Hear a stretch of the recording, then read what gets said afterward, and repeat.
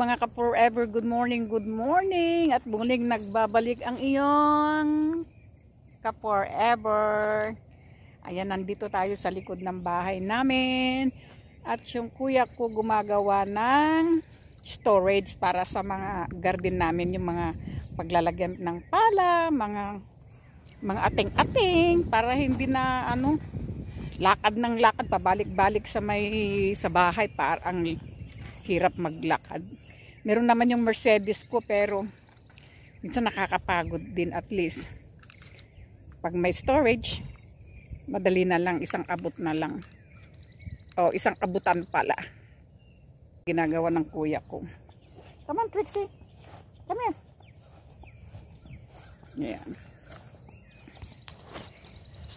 Yan yung bakasyonista naging karpentero, gardenero, hardinero. Tapos, hindi naman kami masyadong makapasyal kasi may pasyente kami, may binabantayan kami. Come on, Trixie. Ayan yung aso ng nanay ko, kailangan yung mag-exercise. Overweight na kasi.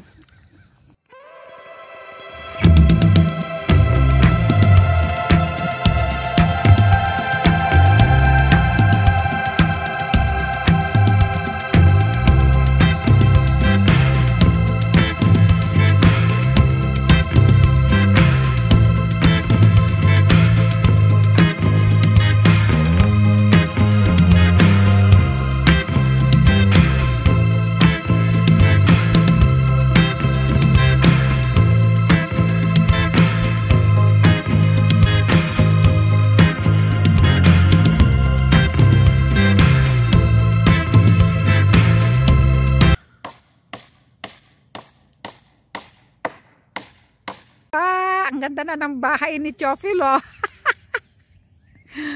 Ayos, oh. Diyan lilipat yung asawa ko. Yan ang magiging bahay niya. Lalagyan namin ng aircon. Airconan namin. Lalagyan namin ng aircon.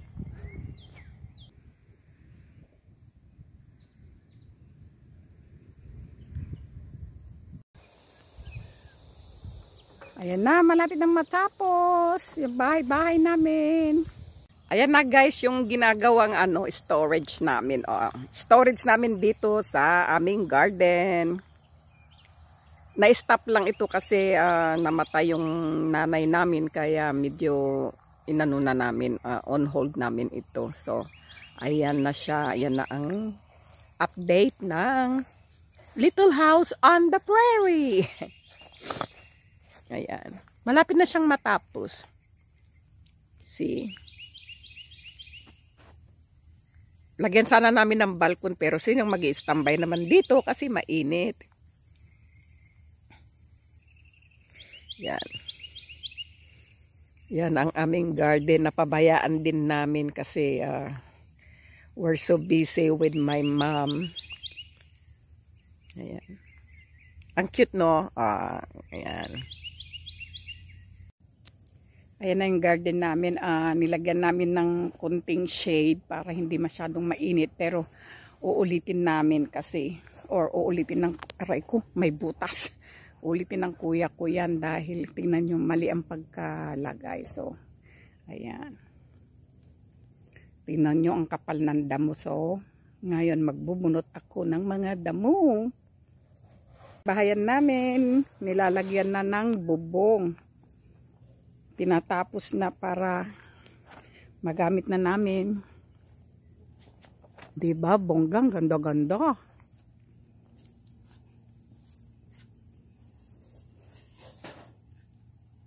Ayan na guys, yung ginawang bahay-bahayan or ano lang namin yan. Bodega namin yan para dyan sa mga gamit ng garden namin. Ayan din yung ng garden. Ayan, malapit nang matapos, pintura na lang. Akala ng kapitbahay namin, chicken coop yung kulungan ng manok. Sabi ko hindi. Ayan, dami pa niyang kalat. Hindi pa nakalinis. Ayan.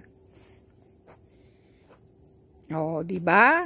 Okay na yan, pipinturahan. Ano lang naman yan eh. Naging libangan ng kuya ko. Ayan, may pintuan siya. Tingnan natin. Tapos, ang cute ng hagdanan. O, diba, bonggalicious.